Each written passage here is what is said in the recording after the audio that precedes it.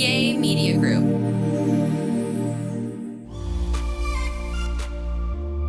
What's up, everybody? It's your boy Cornelius. Hey y'all, it's Heather, and welcome to this. Yay! Well, today we're talking about transition. Like, transition can be extremely difficult. We had a pastor that flew in. You want to tell them a little about that? Yeah, so I trade stocks. Many of you guys know. If you want to learn how to trade stocks, I'm going to do a little plug. Go to thebusytraders.com. Traders with an S. But I teach people how to trade stocks, and I've been teaching for probably like maybe 4, 5, 6 years now. But this pastor kind of had a traumatic event happen to him, and in that moment, he said, I want to make sure that my family's set up and I'm investing long term and I'm managing my money well. And I popped into his head because we have mutual friends, and I spoke at an event that he was at. I preached at an event.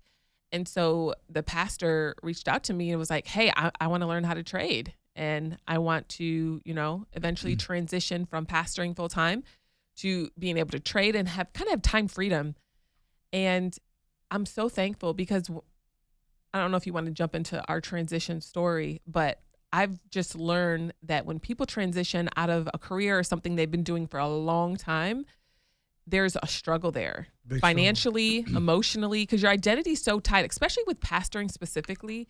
I feel like your identity, and you can speak on this more, is so tied into what you do every week. You're helping all these people. You're giving of yourself 24/7 to all these people, and then you get attacked. You get talked about. People use you. They lie. And he's experienced the same thing. And so many pastors we know have experienced the same thing. And then when you leave pastoring full time, you realize you lost friends, and there's people that left and they only wanted to be around you because of your influence or because of your stage or because of how many followers you had, not because who you are as a person. But long story short, he came and did a 3-day intensive. He flew cross country to do a 3-day intensive with me. And I taught him how to trade stocks from scratch, literally. And we went through all his retirement accounts. We went through all the stocks that, I suggested. And it was really incredible. It was really great. He really left empowered and feeling like he's ready for, his eventual transition. Right. And that got us conversing, my wife and I, about what that looks like for people who are looking at transition. Yeah. Like, I gave my church over in 2021, January 1st, 2021. Well, December 31st of 2020. And after that, it's kind of like, okay, what do I do? What do I do now? Like, where do you kind of go? And the thing was I know so many pastors who are ministry leaders who would walk away and do something else if they had another plan. Yeah. But they don't have another plan. You think you're going to do it forever. Yeah, you do. I mean, I there was a clip I actually have. I was going through my phone to do on this day. Yeah. And there was a clip that I had where I was preaching at a Pinky Promise conference, and I said, I'm gonna be doing this for the rest of my life. Yeah. And I was saying, like, who retires from? You don't retire from. Yeah. I mean, you still preach though. I still preach, but it was like I was very adamant, like, because you think in that time, like, oh, this is just it, and you forget that life itself is seasonal. Yeah. There are different seasons, and seasons start to change, and so we started conversing about our journey, what that looked like, being able to step out and say, okay, what do I do now? I did a consulting call with a pastor out of Philly, and he was just like, this is what I'm doing. He's like, he's pastoring right now, but he's like, my family now, we've been thinking, let's leave Philadelphia, let's move to another place, and he's like, I don't know what to do. He's like, should I go back into this? Should I go into this field? Should I try to find me something like, should I start trading stocks? Should I do this? Should I do that? So being able to sit down and consult with people and say, okay, what are the skills and talents you have? What are your gifts? What do you love to do? What do you do for fun? What do you being able to talk about your soul health? Because once we recognize a lot of people who are transitioning, you don't have great soul health. Oh no. And you leave because you're burnt out. And you don't have you're gonna die. And most of them don't have great physical health either. Oh. The physical health is in the trash can. Yeah. So what does that look like? And then how can we stand in to help push you forward, and get you where you need to be? So my wife and I, we talked about how we started a new consulting business called Next Season, and Next Season is all about being able to help you identify what season you're in now. Yeah. And then walk you through that journey of that next season. What does that look like? And for some people, their next season may not be leaving ministry. For some people, their next season may not be leaving government office or whatever it is, or leaving your doctoral program. It could be that the next season I want to be healthier or more prepared. Yeah. So we're talking things like, life insurance, looking at all of your policies to make sure that you have enough life insurance. Most people either are not covered or are not covered enough. Yeah. Are your children covered? What do you have a will and testament? Do you need to learn how to trade stocks? Do you have a retirement setup? A lot of people don't have a retirement setup. It's like, you're going to get old. Yeah. Like, do you want to be broke and old? Yeah. Where you can't work anymore, they're not going to hire you. I think people our age, and I'm in my early 40s, I'm 42 and you're 38. But what we're finding is a lot of my friends, they're at executive levels and they're trying to hire younger people in those roles. Yeah. And so they're really struggling right now with ageism. And so, and these are 40s, 50s. They're struggling with ageism. They're like, oh my gosh, my company's trying to push me out. I never thought this would happen. And it's like, look, you got to have a plan B. No matter what corporation you're at, you need to be investing in your retirement, and not only putting the money into your retirement, but where are you assigning that money to? Where is it going? A lot of people put money in their retirement, but they're not assigning it. Assign it to VOO, VOO. That's S&P 500. It's a 500 top companies in the United States. So if a company is trash, they have bad financials, they get booted out. And since like 1927, they've had, it's 10% increase every single year. Even with that's the overall average. That's even with like market crashes. But what I'm saying is sticking your money in those places. Are you invested for your kids? Like, are you set up for your future? You have to plan ahead, because life, like my husband said, is seasonal. The money that you making now, you might not make that forever. Might get fired, might get laid off. You might get laid off. And there's a lot of that happening. We're seeing that happening right now. So many layoffs, so many things. What happens if a recession hits? What happens if another pandemic hits? You're not prepared. So maybe you're not even transitioning, but I have people that I work with and I'm coaching that are like, all right, I'm a VP at my company, but I'm not happy here. And if they fire me, my contract is up this year. If they fire me, I don't know what I'm going to do. So I'm like, all right, I send them over a budget form. Let's work through your budget.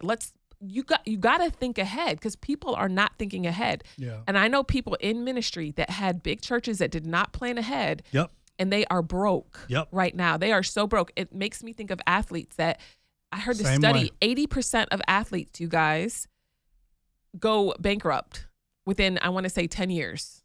I think it's 5 years after retirement. 5 after retirement. So think about it, guys. You can't be out here balling out, and you have to be resourceful. You have to think ahead. You might say, well, y'all go on trips. I am resourceful with our trips. I'm going to use points. I'm going to plan ahead. I'm going to look for off-season things.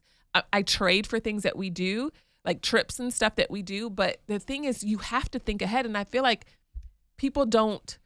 Transition is coming, but people aren't prepared for it. People aren't preparing for the turn. And that's the thing, like, when you're riding in a curve, you have to lean in the direction of the curve. If you don't, then ultimately something's going to happen. You're going to crash.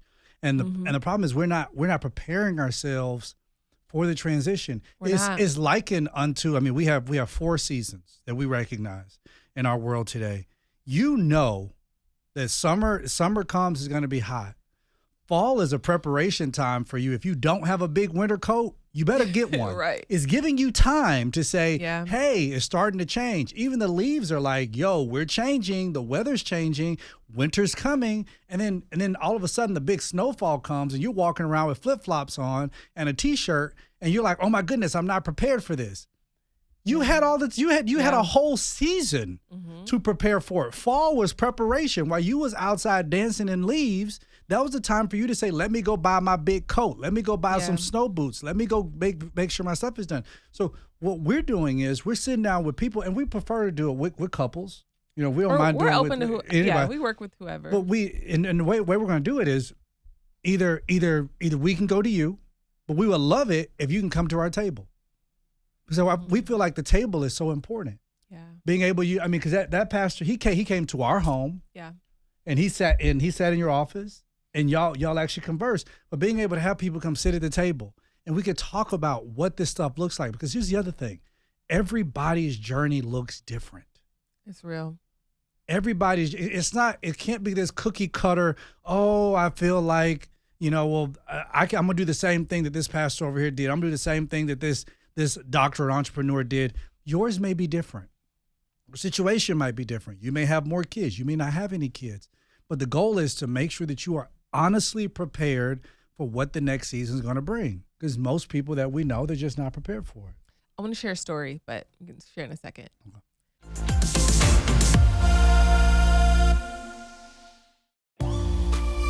So we're back, and I always think about, like even my mother, she gave her whole life to us. Like literally, she adopted 20 some of us, and she spent every dime she had raising us. And back as she was growing up, and she's, in her 80s, so she's, I guess a boomer, right? But investing wasn't a big thing back then, right? It wasn't communicated. It wasn't talked about as much as it's talked about now. Yeah. I feel like our children will be set, and then our children's children will be set because we planned ahead. But that generation, I just don't think they knew any better. Right. And so, we get the opportunity to take care of my mom and your mom too. You know what I mean? So it's like, I want to make sure that people aren't growing old and having to depend on their children. Because a lot of people are growing old and they have no choice. They have to depend on their children.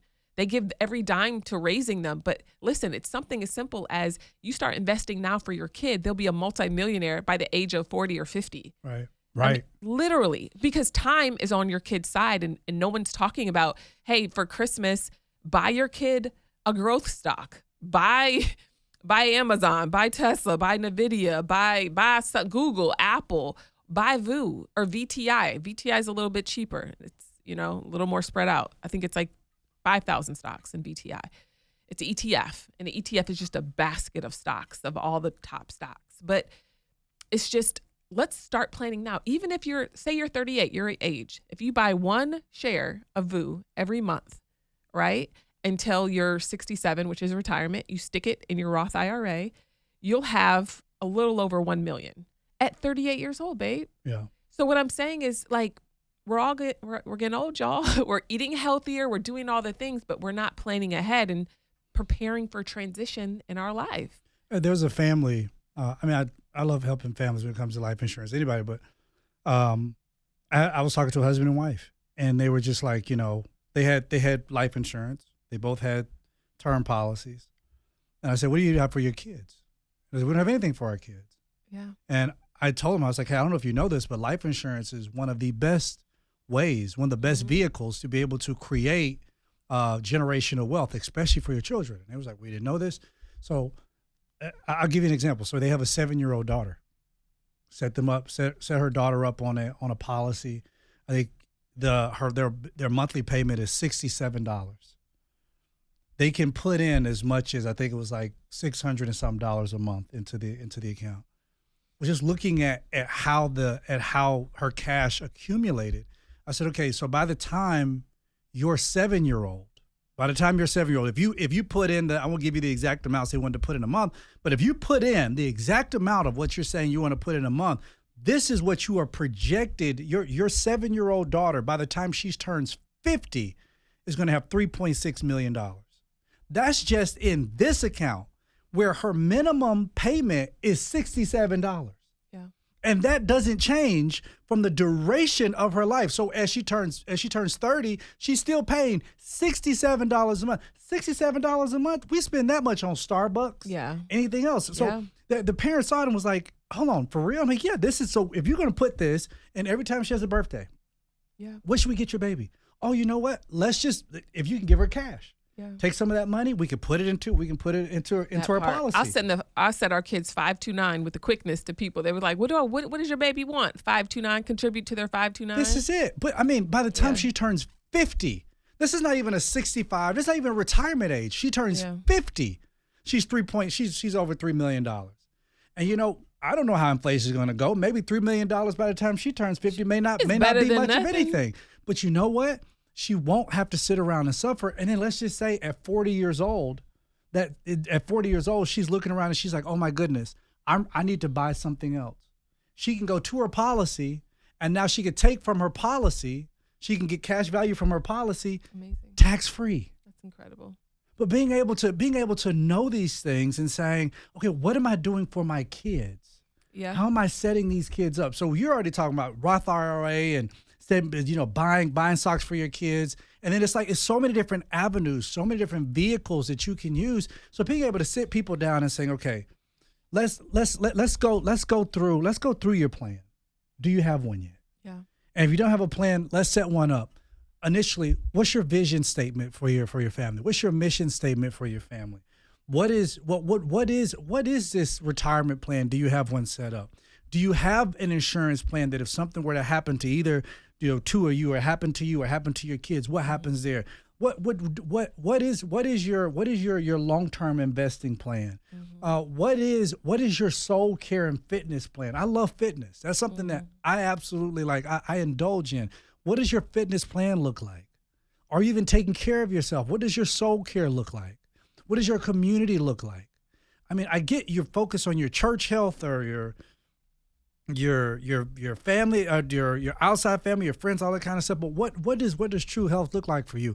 So with Next Level, our whole goal is to push you out there, to make sure that we sit down with you, we walk with you through 6 weeks. Yeah. That we sit down and we actually walk a journey with you. Yeah. And being able to say, okay, in your next season, this is what it looks like. So you don't feel like, oh man, I don't really know where I'm going next. Transition's hard. And Yeah. I think nobody talks about how you tie your identity to performance and what you do. And so if you spent, 20 years working at a place and all of a sudden you get fired and then you're all of a sudden depressed and you're feeling down and low, like nobody's talking about that transition period. It is tough. Yeah, it's tough. Like I went from preaching for 12 years, almost every week somewhere, just about, for 12 years straight on the road. And if you came to my Pinky Promise conferences, they was lit. They were amazing. I actually missed those. Those were really fun. But, but it was still so exhausting. And I did it pregnant, and I did it 9 months pregnant, and I was just trying to figure it out, right? Mm-hmm. And I got so burnt out on the journey and just going, and I cranked out 8 books. I think you cranked out like 16. It's like this autopilot that you're on nonstop. And then when you sit down, and I actually thank God for COVID during, you know what I mean? We were forced to sit down. All my events got canceled. A few of them didn't get canceled, and I went on a couple of them. But even then, it's just like I got a chance to sit down and realize, oh my gosh, I am completely burned out. I am exhausted. I'm tired. And also our kids are at an age where they need us. Like, I remember I took a speaking engagement on the East Coast, and I told the kids that I was leaving, and Taylor had a panic attack. Like, she freaked out. Roman was bawling their eyes out. I was like, I'll be back in like 2 days, guys. But they're at an age where they want to see mommy and daddy. They want us to take them to their games and practices. And so take them to school, pick them up from school. So we're like, let's create a life where, we're present and active with our children more. And that's important to us in this season, because now they're grown up like this. Logan's 12.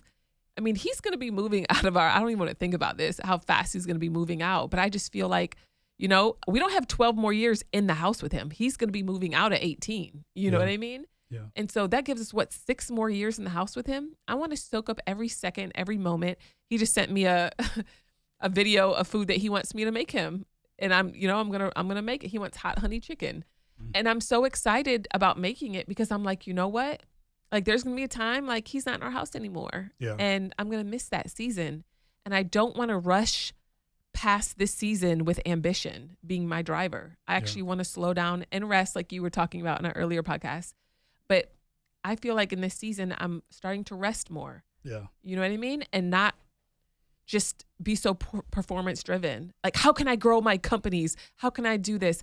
Honestly, I'm in like my soft life era in that mindset. With kids, that's still always crazy. But when it comes to my business, I used to just be so driven and drive myself into the ground nonstop. So we would love to work with you. I love to walk with you, because I think the other thing, and just to throw this out there, we know how lonely it can be. It's real when you transition, because you don't feel like people understand. We get that. So we're saying that we understand you. This is actually the first time that my wife and I have actually joined together. We consult, but we consult separately. Mm-hmm. This is the first time that we're actually doing this together, because we recognize the power that can come when both of us come together and we work with you. So you can actually go to nextseason.com. And just information's on there. Fill out the form, set up the consult. Let's talk with you. Let's see if we're a good fit. And if so, let's work together. But let's get your next season. Let's get you understanding where you are in this season, and let's get you moving to your next season. Sounds good. Thanks for tuning in. Love you guys. Deuces. We out. Yay Media Group.